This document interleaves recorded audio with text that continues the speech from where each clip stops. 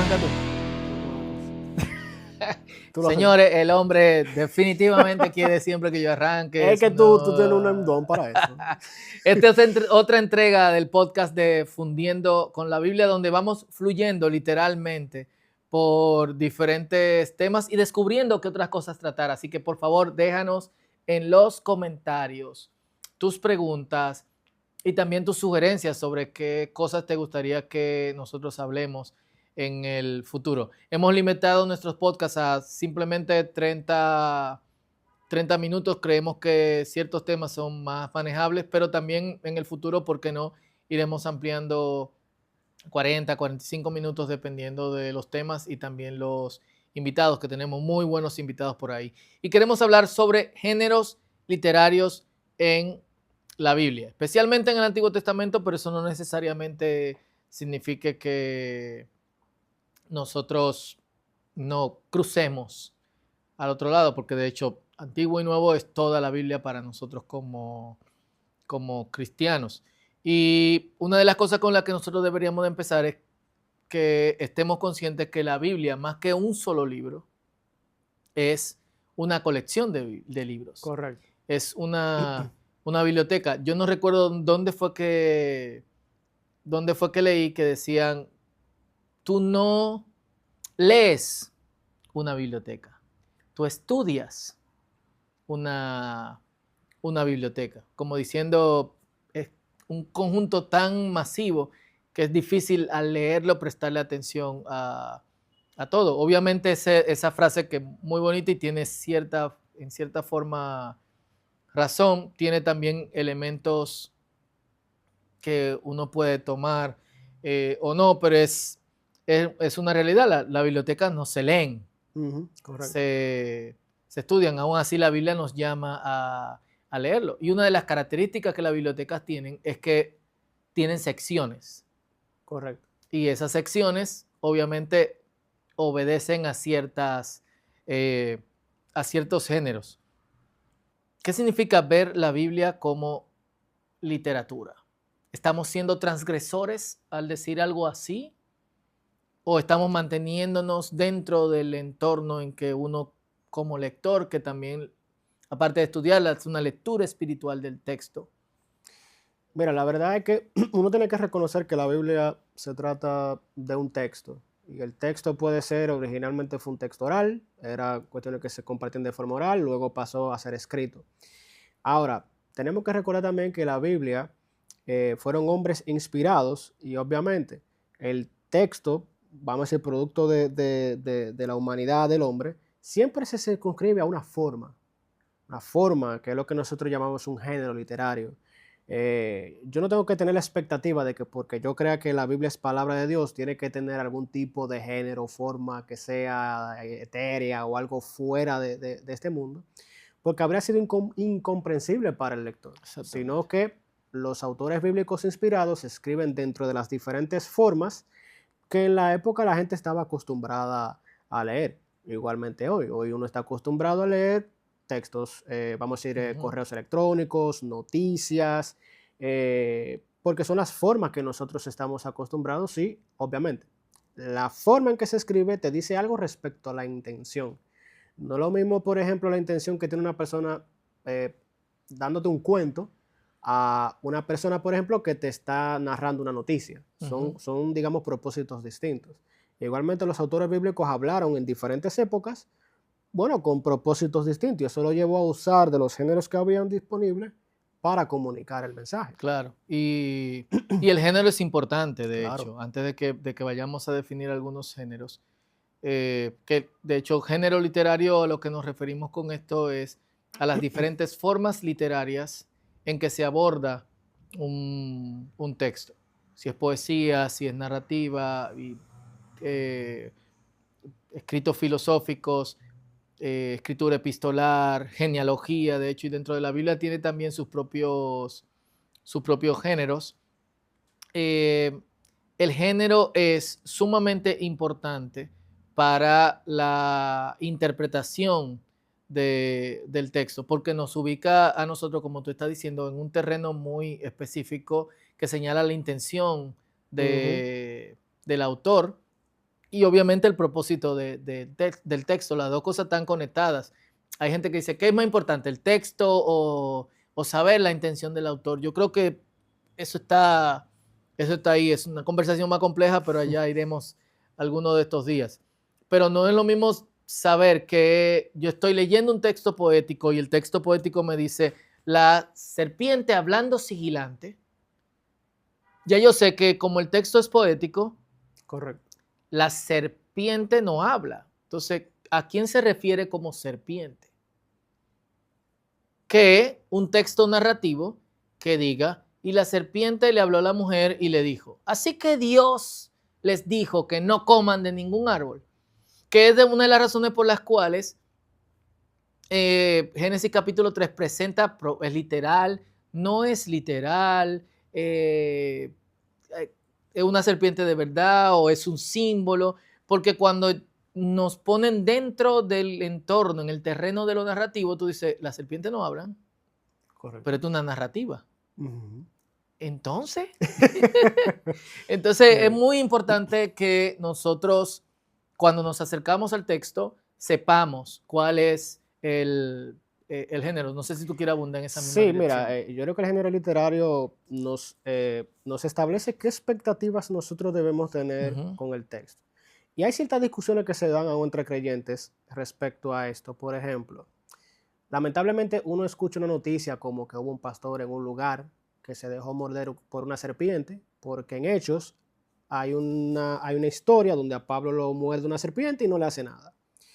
O también el texto cuando, creo que en Hechos 16, cuando al carcelero se le dice, cree en el Señor Jesucristo y serás salvo tú y tu casa.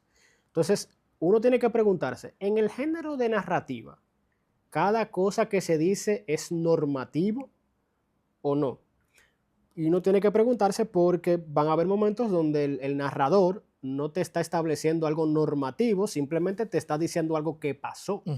Entonces hay personas que pueden decir, bueno, pero si Pablo lo mordió una serpiente y no murió, entonces significa que a ningún creyente que lo muerde una serpiente debe morir. No, simplemente el narrador de hecho te está diciendo algo que particularmente pasó en ese momento con Pablo. Igualmente con el carcelero de Filipos. Uno sigue leyendo la historia y bueno, su casa creyó. Pero debe ser así siempre. De nuevo, no necesariamente. ¿Por qué? Porque el texto narrativo, aunque nosotros hemos dicho que el narrador bíblico tiene un propósito teológico, no deja de ser cierto que muchas veces simplemente te está hablando de cosas que pasaron, no te está diciendo lo que debe pasar. Entonces ahí uno tiene, ok, esto ajusta mis expectativas de qué yo debo esperar de un texto narrativo y qué no debo esperar. Claro, pero sin ánimo de adelantarnos, ¿cuáles son los géneros que nosotros vemos en la Biblia? Bueno, uno se encuentra con narrativa, ahí tú tienes por ejemplo Génesis, parte de Éxodo. También tú tienes los géneros, por ejemplo, de lo que pudiéramos llamar ley, aunque a mí no me gusta mucho el concepto de ley. Llamamos la instrucción. Es más como una instrucción. Y dentro de la instrucción hay obviamente un entorno legal. Correcto. Ahí tú tienes, por ejemplo, parte de Éxodo, Levítico, parte de Números y también de Deuteronomio. También tienes la sección profética o los profetas, que es una forma literaria también, donde el profeta busca de diferentes maneras recordarles al pueblo el pacto. Aunque los profetas al mismo tiempo muchas veces son poéticos, que usan ciertos recursos, hacen ciertas alusiones que muchas veces son, digamos, más representativas. Por ejemplo, uno lee un pasaje como Isaías 5, que comienza a hablar de una viña, y tú dices, ok, ¿qué está pasando aquí? Luego él te explica que la viña es Israel, o sea, él está usando una metáfora. Y hay otros textos u otros libros que también son poéticos, como los Salmos, que no necesariamente son proféticos. Igualmente, aún dentro de la misma poesía, también tú tienes la parte de sabiduría, que son poéticos, pero te ponen a reflexionar sobre ciertas cuestiones de la vida. Que paréntesis es un término que está siendo llamado a escrutinio ahora mismo dentro de los círculos académicos, está dividido. O sea, ¿es ciertamente sabiduría o no es sabiduría? Continúa, perdón. Realmente. También tú tienes, también hay mucha discusión respecto a los evangelios. O sea, uno pudiera considerar que los evangelios son narrativa. Hay algunos que entienden que los evangelios es como un género propio aparte, porque los evangelios tú tienes narrativa, pero también tú tienes una parte que el Señor da instrucción, por ejemplo. Y también tú tienes lo que son las cartas, que son ya como que instrucciones de los apóstoles de forma más directa a diferentes iglesias, a diferentes comunidades de la época. Y también el género apocalíptico, que tú lo encuentras en el Apocalipsis de Juan, lo encuentras en Daniel, quizás alguno que otro capítulo de Ezequiel y de Isaías. Pero a grosso modo, esos son los diferentes géneros que uno encuentra en Sí. el texto bíblico. Algo que tú has mencionado y quizás nosotros debemos de llamar la atención a ese espacio. Eh, Muhlenberg, una de las cosas a la que llama la atención hablando sobre géneros es que a pesar de que los géneros, y creo que Longman también habla en esa dirección, Temper Longman, el 3 nos parece que su papá y su abuelo también eran Sí, Longman, él llama la atención al hecho de que a pesar de que se nos facilita canónicamente, como dijimos en otro episodio, el hecho de que haya, digamos que compartimientos en los que se ponen ciertos escritos para decir, no, esto es narrativo, esto es instructivo o legal, esto es poético. También dentro de esos compartimientos, las divisiones que hay entre un género y otro no necesariamente está muy clara. Y tú mismo lo has mencionado, hay textos proféticos que contienen una carga poética, es poética, sí. realmente poesía profética o profecía dicho de forma poética, o en textos narrativos donde de repente alguien salta con una poesía. Génesis capítulo 4, donde este señor nieto, hijo de Caín, dice Lamed, mujeres de Lamed, escúchenme.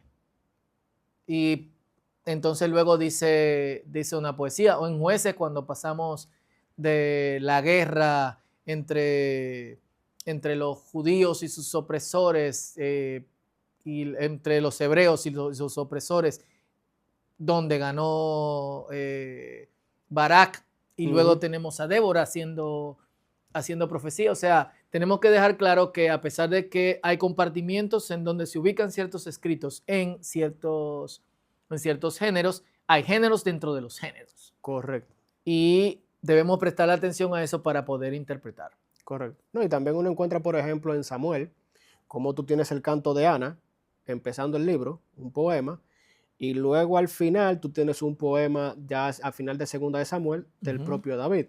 Entonces, interesantemente, estos dos poemas, tú los comparas y es básicamente hablando de cómo Dios al fuerte lo humilla y al humilde Dios lo exalta. Y cuando tú lees el libro de Samuel, tú te encuentras esos vez tras vez.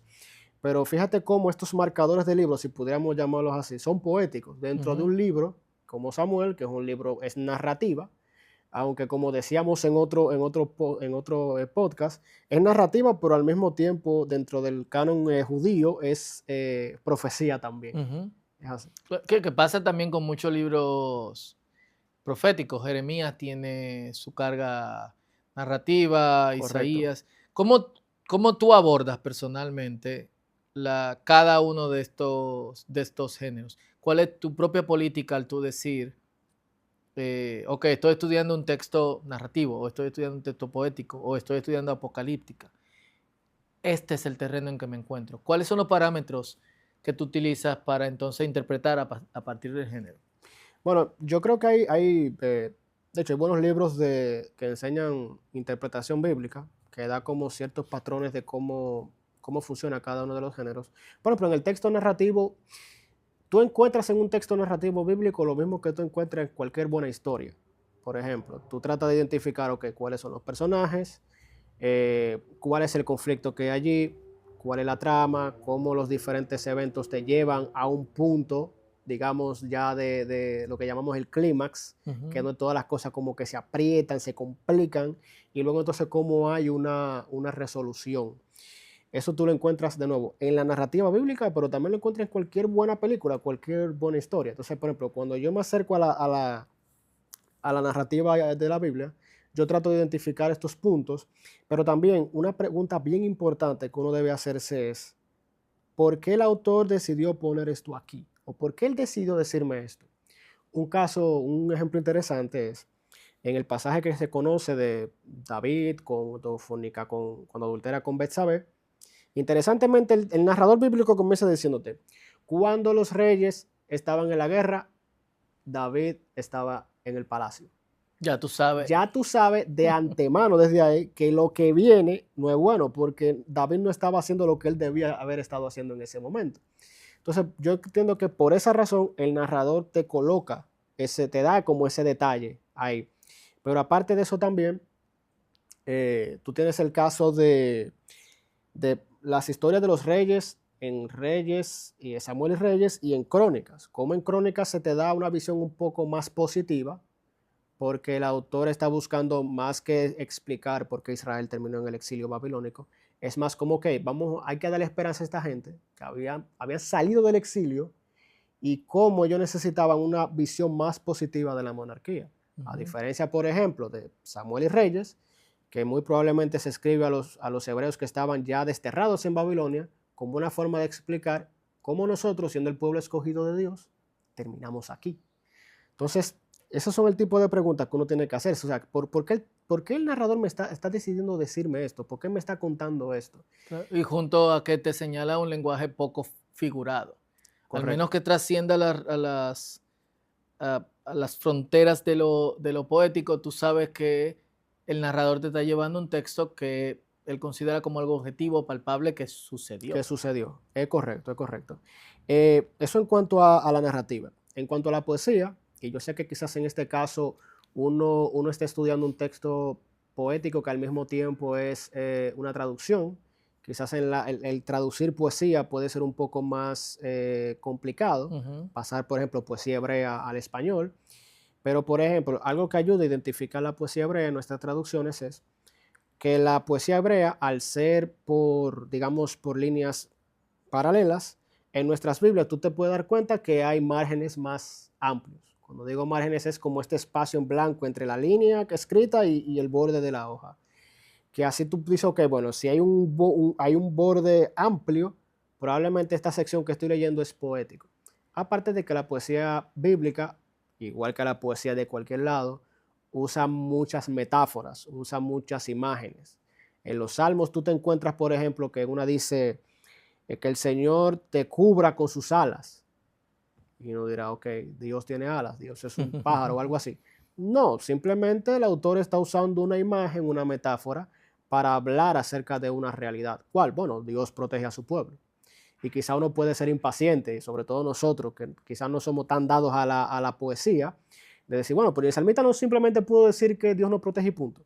Bueno, por ahí hay como un arte, hay una estética dentro de la poesía hebrea que es bueno nosotros saber cómo funciona, cómo interpretarlo y aún cómo valorarlo como literatura. Claro. Y es interesante porque también obedece a los patrones de la poesía en el antiguo Cercano Oriente. Esas mismas metáforas y figuras literarias se utilizaban. Que pasa, de hecho, también como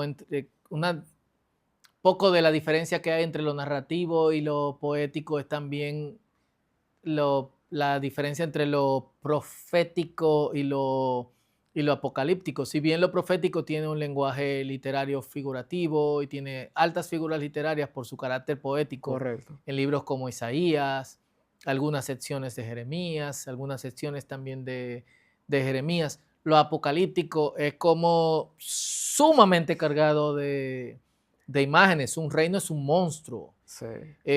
Si ese monstruo es poderoso, tiene ciertas características. Si ese monstruo que viene débil, tiene otras características. Y esas cosas también deben ser interpretadas. Lo apocalíptico también tiende más hacia el futuro que lo profético. Y aquí algunas de las personas pueden, en cierto modo, confundirse, pero una buena forma que nosotros tenemos que, o algo que nos puede ayudar profundamente a mejorar nuestra interpretación bíblica es, al vernos frente a un texto profético, y en esto nos puede ayudar el resto de la Biblia y hasta la historia, preguntarnos, ¿esta profecía de la que se está hablando se cumplió o todavía no se ha cumplido? Que es un ejercicio que la gente no hace. La gente se ve en el terreno de lo profético y dice, esto es para el futuro. Y se posiciona y dice, esto soy yo, o esto es Estados Unidos peleando con Rusia, o este es Cuba que va a chocar con Venezuela. Entonces es muy importante que sepamos eso. En el caso de Apocalíptico, si bien hay cosas que ya se cumplieron, hay muchas profecías que miran hacia el futuro en la apocalíptica. Tú sabes que ahí es bueno nosotros respetar el tema de la distancia histórica que tenemos nosotros hoy del autor o de los profetas en su momento.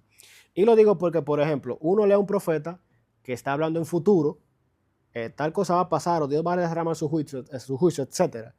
Y uno puede decir, bueno, como él está hablando en futuro, yo asumo que es como si lo está diciendo hoy, entonces lo que es futuro para el profeta es futuro para mí. Y como tú me decías, no necesariamente. Tú tienes un profeta, por ejemplo, como Nahum, que está hablando de la destrucción de Nínive, que tú buscas la historia, pues eso pasó hace ya siglos atrás. O sea, una profecía que ya ocurrió. Ahora, uno se pudiera preguntar, ok, si está hablando de una profecía que ya ocurrió, entonces, ¿qué implicación o qué significado tiene para mí? Porque yo me voy a poner a estudiar un libro de una cuestión que ya pasó. Pero ahí tenemos que reconocer el carácter teológico de la Biblia, de que aunque se habla de una, digamos, de una profecía que ya ocurrió, sigue siendo palabra de Dios y nos sigue diciendo algo acerca de Dios y de lo que Él espera de su pueblo. Claro. Un libro así, por ejemplo, tú puedes leerlo y decir, bueno, definitivamente Dios no tiene nada que ver, no quiere nada que ver con el tema del orgullo, porque Nínive era una ciudad orgullosa. Bueno, eso me dice algo a mí hoy, que aunque fue algo que pasó, sigue siendo una realidad y sigue siendo un principio teológico que nosotros tenemos que evitar el tema del orgullo. Claro. Y algo sumamente importante en este sentido, que yo siempre lo digo, es que si Dios inspiró las palabras, Dios también inspiró el género. Correcto. Y obviamente, bueno, algo que ustedes se van a encontrar aquí en Fundiendo con la Biblia, que nosotros hablamos como académicos y hablamos también como creyentes. Tienen que lidiar con eso, lo siento. Esta cuestión de creyentes que quieren dividir una cosa de la otra, no sé, a mí no me pega, no sé qué tú piensas igual en que ese tú, sentido. Así de que acuerdo. discúlpenos y perfecto. Pero yo que creo en la inspiración de las escrituras, y hablaremos de eso en otro momento también, porque es un tema que merece exploración. Correcto. Yo creo que también Dios inspiró el género. Y por eso me llamó la atención hace tiempo una frase que no puedo recordar exactamente como decía de C.S. Lewis, que donde él dice, yo no puedo creer en alguien que interprete la Biblia considerando sus géneros si no lee literatura. Si tú no tienes una sensibilidad literaria y tú no lees poesía, no lees ficción, mea culpa, y es algo en lo que estoy trabajando, no lees sabiduría o filosofía. A veces la gente dice, mira, la Biblia no es filosofía porque esa casulita en la que se habla no se parece en nada al pensamiento lineal, racional de los que nosotros hemos heredado de la tradición filosófica griega. Pero nosotros hemos heredado una tradición filosófica que va en cierta dirección, pero esa tradición filosófica también, y aquí le debo muchísimo a mi amigo Drew Johnson, que me ha señalado en esa dirección, también compartía elementos con la tradición hebrea, como al contar historias que tenían conectadas profundos conceptos filosóficos. Correcto. Y la Biblia no solamente nos da sabiduría a través de los textos que nosotros llamamos sabiduría, sino que la Biblia también nos brinda sabiduría a través de la narrativa. Correcto. Entonces, si queremos desarrollar una sensibilidad literaria, también deberíamos de aprender a prestarle atención a otras cosas. Y no solamente en el sentido de libros de poesía o de ficción o ensayo, también cómo leemos las noticias. Que dependiendo de su redacción o no, hay noticias que especialmente hoy cuando quieren engancharnos, la redacción es media difusa, pero uno tiene que aprender a leerla e interpretar, porque nos están dando en 2 o 3 párrafos muchísima información. Las mismas redes sociales son un género literario en sí, porque con brevedad tratan de llevarnos a ideas, en muchos casos, muy, muy profundas. No, Entonces, estamos obligados a esto. no, ya los mismos memes. O sea, uno hasta pudiera pensar en un meme como un género literario porque es como información, una imagen que te dice muchas cosas. Y claro, nosotros estamos acostumbrados a recibir tanta información que uno busca recibir la información lo más breve posible. Y yo creo que parte de la razón por la cual los memes han proliferado tanto en nuestra época es precisamente porque es un golpe de información, pero es bastante breve, es una imagen con cierto texto y todo eso. Y eso me recuerda un poco a cómo funciona también el tema de la poesía en la Biblia. O sea, una de las características de la poesía hebrea es que en 2 líneas te dice un montón de cosas, pero te lo dice de una forma figurada. Yo creo que parte del lenguaje metafórico figurado también tiene como esa riqueza de que con una imagen básicamente te plantea muchas cosas que quizás si nosotros quisiéramos explicarlo de forma quizás más literal, quizás nos tomaría mucho más tiempo y más espacio hacerlo. Claro. Y es una invitación también a la meditación. Cuando yo leo cosas como todas mis fuentes se encuentran en ti, Mm, tú te quedas como, ¿qué significa eso? O sea, que la invitación es a ¿qué significó eso para el salmista? ¿Qué significa eso para mí? O las avenidas del corazón, como que son las avenidas de- del corazón. Y es una invitación que nosotros no podemos despreciar.